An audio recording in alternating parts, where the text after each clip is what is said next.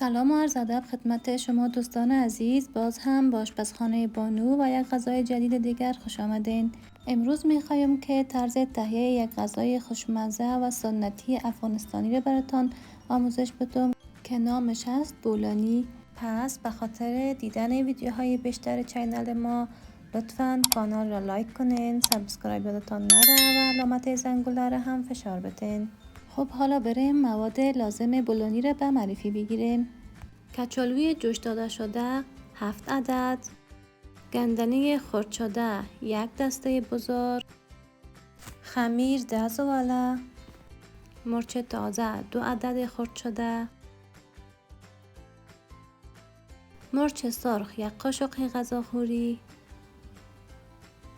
نمک 1 قاشق غذاخوری و آب نصف گیلاس. خب دوستان عزیز، بریم سمت طرز تهیه بولانی ما. ابتدا کچالوهای جوش داده شده خود را داخل یک ظرف میاندازیم و همراه گوشت کوب کاملا نرمش میکنیم تا که کاملا له شود.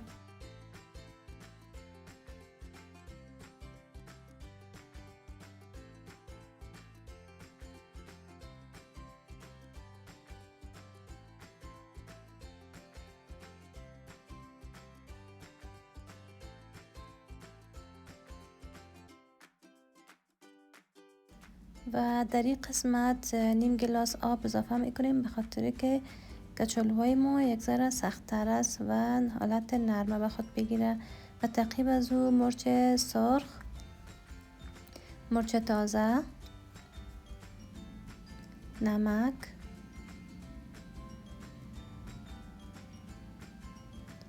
و مقدار گندنه خرد شده خود را اضافه میکنیم و مواد را با هم مخلوط میکنیم.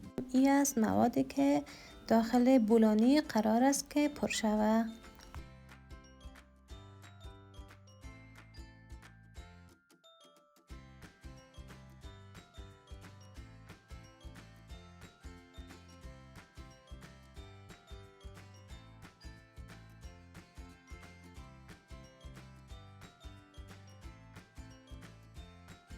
خب دوستان عزیز، مواد بولانی ما کاملا آماده شد.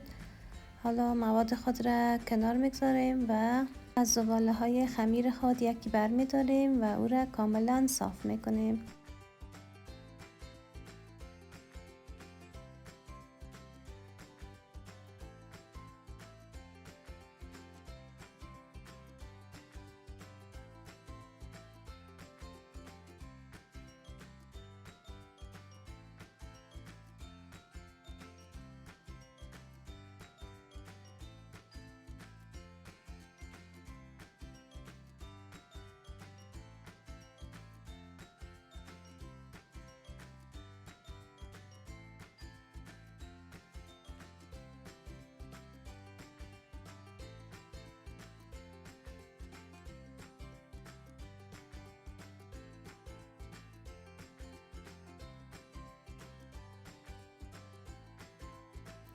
خب دوستان عزیز، در این مرحله زمانی که خمیر ما کاملا صاف شد، مقدار از موادی که قبلا درست کردیم را میگیریم و روی خمیر میاندازیم. مقدار مواد کاملا دلخواه می باشد دوستان عزیز. بعضیا دوست دارن که داخل بولانی پر باشه، پس مواد زیادتر بیاندازین و بعضیا دوست دارن که داخل بولانی مواد کمتر داشته باشن، پس شما میتونین که مواد کمتر بیاندازین و طبق تصویر که میبینین من درست میکنم بولانی ها را درست کنین و کناره های بولانی را همراه چنگال یا پنجه شکل میدیم و بولانی خود را کنار میگذاریم. به همین ترتیب تمام زباله ها را صاف میکنیم و بولانی های خود را درست میکنیم.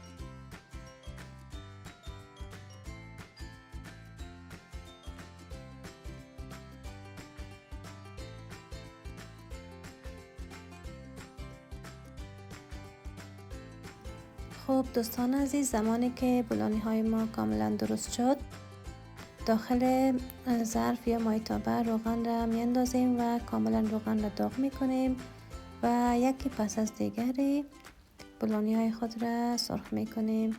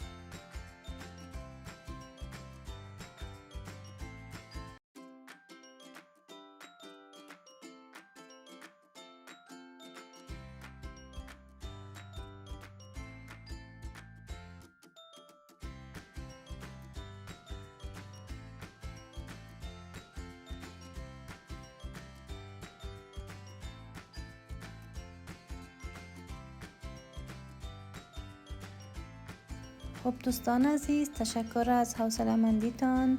بولانی خوشمزه ما کاملا آماده شده. امیدوار هستم که شما هم آماده کنین و نظریات نیکتان را در کامنت برام بنویسین. تا ویدیوی بعدی، خداوند حافظ و نگهدارتان.